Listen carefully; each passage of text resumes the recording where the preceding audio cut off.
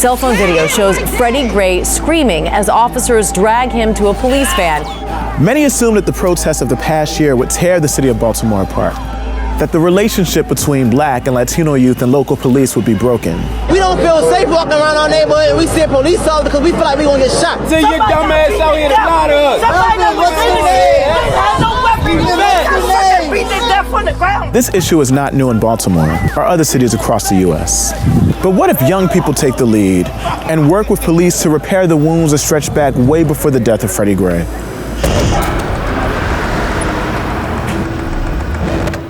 Baltimore, a predominantly Black city, remains largely segregated and in some places heavily policed. Like most urban centers in the U.S., Baltimore has suffered years of political and economic disenfranchisement. Chances of becoming a victim of violent crime is 1 in 70. People like to emphasize the bad without recognizing the people trying to make it better, like Diana Tunstall and Tiana Samuels.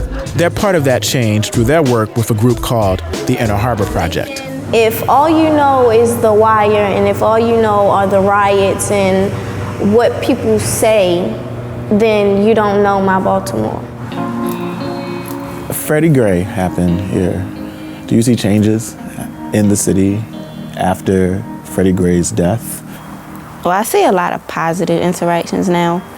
I think it made a lot of people think more. Well, I think it educated people more on what was really going on. So I feel like now is the best time after the situation that happened for us to really do our job. People growing up in Baltimore face drastically different worlds. For wealthier white families, unemployment sits below 5%, and access to private schools is the norm. But in areas like Freddie Gray's neighborhood, unemployment is at almost 52%. These kinds of disparities affect opportunity, security, and inclusion.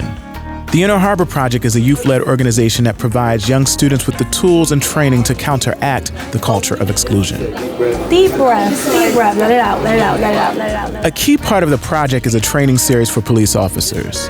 The kids lead the sessions, and they share their concerns, anxieties, and disagreements. And they listen as officers like Lieutenant Alston do the same. Before you came into real engagement with the young people at Inner Harbor Project, what were the thoughts? What are people thinking about the young people here? The word of caution was, you have to be careful, you have to watch those kids, and the phrase "those kids" was repeated over and over again.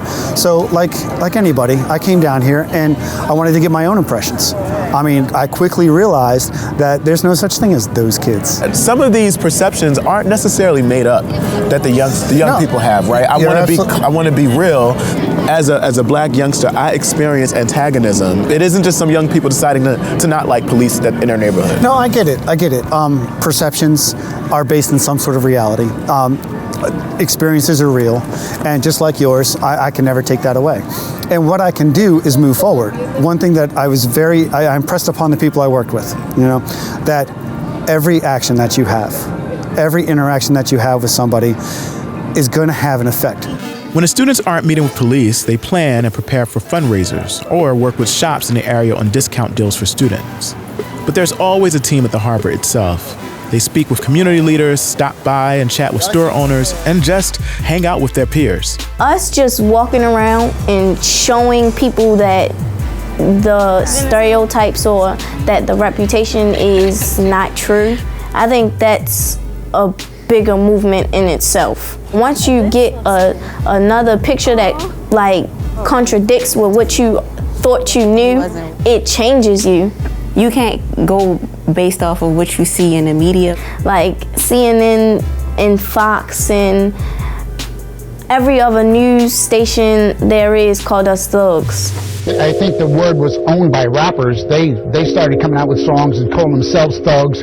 I'm thinking thugs is not far off the mark. Am I wrong? We have colorized the word thug. Using words like thug and those kids is an unmistakable form of coded racism. Black people are no more criminal or violent than others. And Black-on-Black crime is no more of a problem than other forms of intraracial violence. Inner Harbor Project is critical because it gives young people a platform to be heard. Baltimore native Celia Newstead founded the Inner Harbor Project in 2012 after years of observing how these biases divide the community and harm Black youth. I began speaking with teenagers about the Inner Harbor, and I would get two responses. The first is that they love the Inner Harbor. And then in the second breath, they explained to me that they feel excluded, unwelcome, and criminalized when they visit the Inner Harbor. And that is why it is necessary to remind Black youth they are welcome and ensure they are safe. Personally, I hurt because I always feel like I'm not good enough. The anger everyone had is just like, why are we being treated this way, or why do I have to settle for this? Honestly, I didn't want the protesters to stop. I knew that it was going continue for a couple of days, but then I knew it was going to stop. We don't need to stop. We need to push, and we need to push, and we need to push until it's equal.